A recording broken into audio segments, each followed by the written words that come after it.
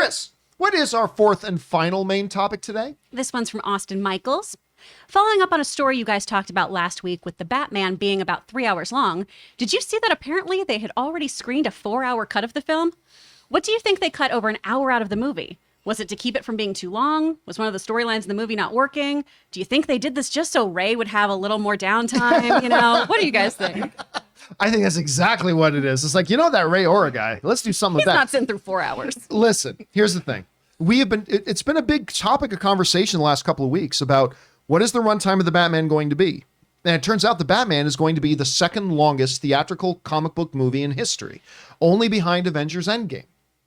And clocking in, they said 2 hours and 47 minutes before credits. And we all know, of course, official runtime includes credits, which means it is going to come in around that 2 hour and 55 minute, maybe even 3 hour mark, like it was said in IMDb. And hell, if they have post-credit scenes, it could even extend past 3 hours at this point.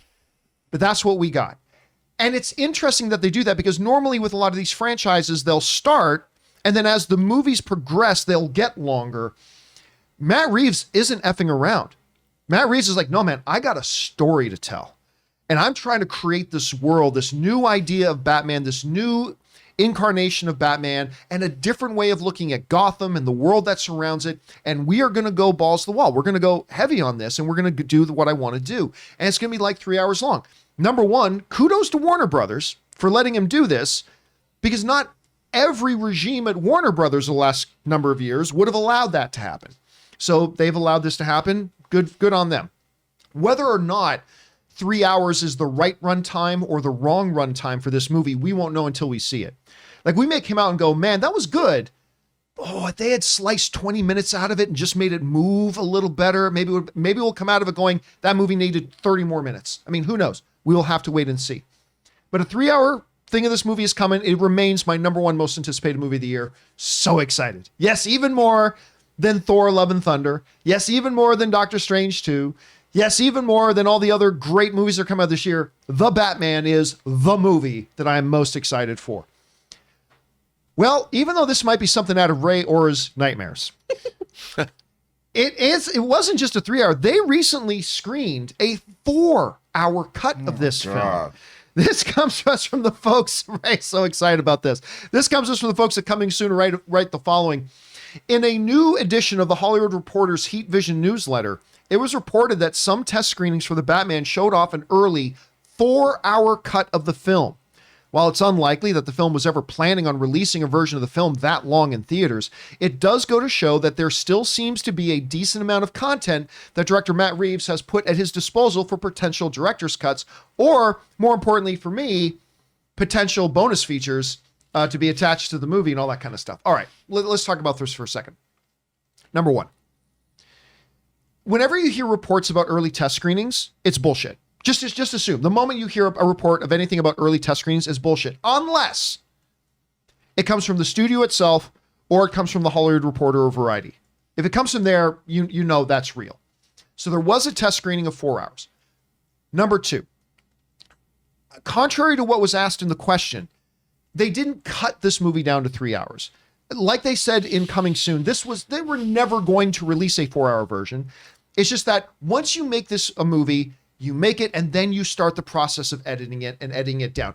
Mel Gibson, I quote this all the time, Mel Gibson once famously said on the extra features of Braveheart, he said, cutting out scenes of your movie is like killing one of your own children. Because you spend years planning, prepping, building sets, getting everybody on set, spending days or even weeks filming a certain sequence, and then you cut it out of the movie. But you always have to do what's best for the movie. But still, early in the process, you're going to have a longer version, and it's going to get shorter and shorter and shorter and shorter. But what it does tell me is that the fact that they even got down to a screening version of this that was at 4 hours tells me Matt Reeves has a lot to say. Because you'd think probably a lot of material got cut out of this movie before that screening stage. So it tells me he's got a lot to say. It tells me that there is probably going to be a lot of bonus feature stuff to going into this. And it tells me it makes the 3 hour runtime make more sense. Now that 3 hour runtime starts to make more sense. That tells me that Matt wasn't just, because look, I love Peter Jackson, but guys, one of Peter Jackson's biggest flaws to me, especially after Lord of the Rings, was never wanting to cut out any of his own material. You especially saw that in his King Kong movie, because there was a good 45 minutes to an hour of that movie that could have been cut out. But what this tells me is that Matt Reeves, because if you just see a 3-hour runtime, you're thinking, well, maybe it's just filled with a lot of fluff. If they were screening a 4-hour version, that means this 3-hour version we're getting is the lean version of this movie. And that excites me. Yeah. That excites me a lot. We want to take a minute and thank the sponsors of this video, Liquid IV. Now listen, just one stick of Liquid IV added to 16 ounces of water will hydrate you faster and more efficiently than just water alone. It contains 5 essential vitamins like B3, B5, B6, B12, and of course vitamin C, with 3 times the electrolytes as traditional sports drinks. And what makes Liquid IV so effective is the science of cellular transport technology, or CTT. You see, it's designed to enhance rapid absorption of water and other key ingredients into your bloodstream faster and more efficiently. It tastes great, and it's a great thing to take when you feel run down, you need your daily hydration boost, or even a little bit of hangover recovery. You know, Ann and I get up pretty early in the morning to go to the gym because we can't go to the gym at any other time during the day. And for the last couple of weeks, I have been drinking 1 full glass of water with Liquid IV, and all I can tell you is you can feel the difference during the workout. So go and grab Liquid IV in bulk nationwide at Costco, or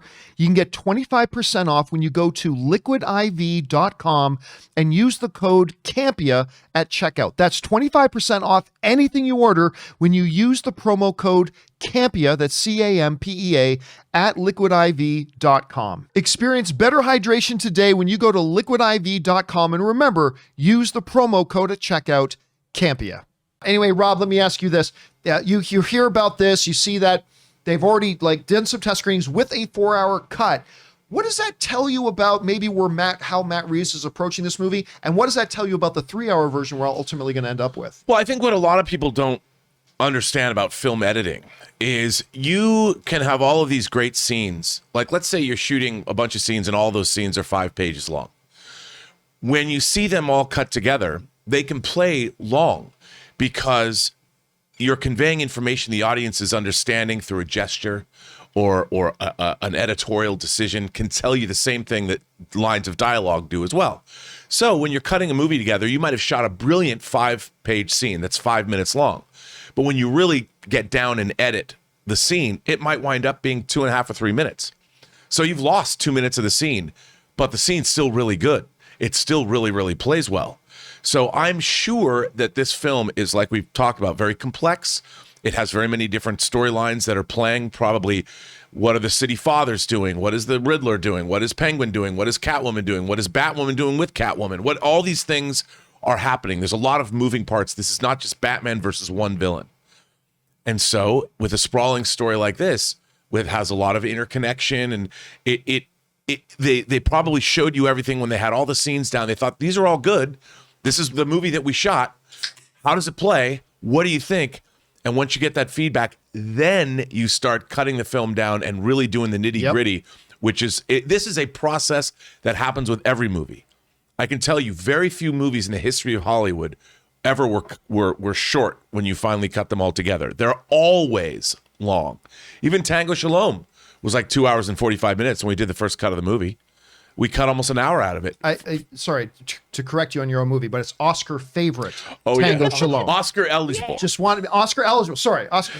I stand by Oscar favorite. I stand by Oscar favorite. Well, John, I watched the Girl with the Dragon Tattoo, Fincher's version, yesterday as well, and that movie's 2.5 hours long. It's a pretty complex storyline, and if you go by the Swedish version, the television version, it's even longer. And that's an almost 3-hour experience. And there aren't that many moving parts in that, but it's totally engrossing.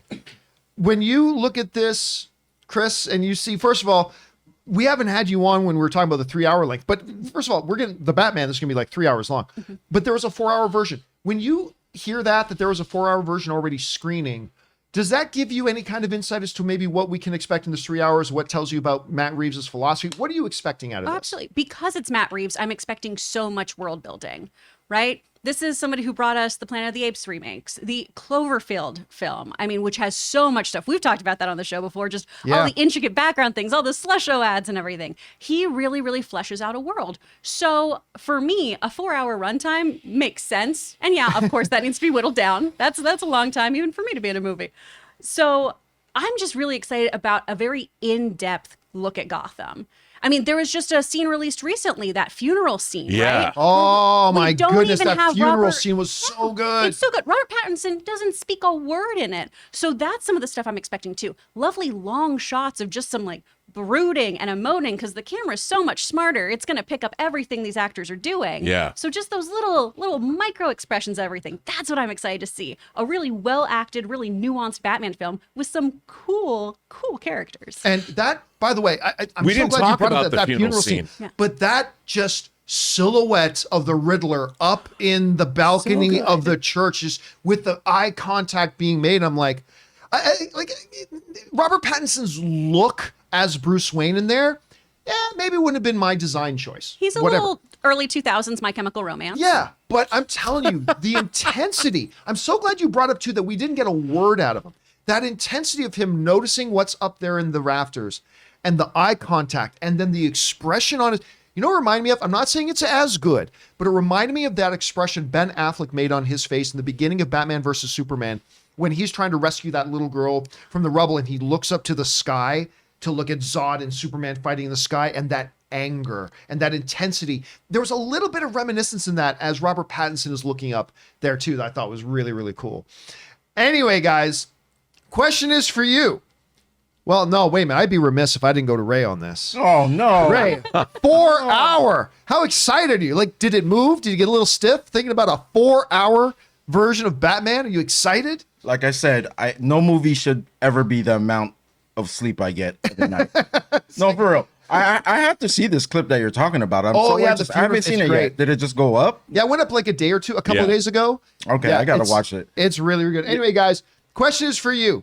What do you think about this report? I mean, it's not surprising that an early screening of it in studio is going to be longer, but the 3-hour version is the pared down version of this film. How are you guys feeling about that? Where's your excitement level for the Batman right now? Whatever you guys are feeling, jump down to the comment section below and let us know your thoughts.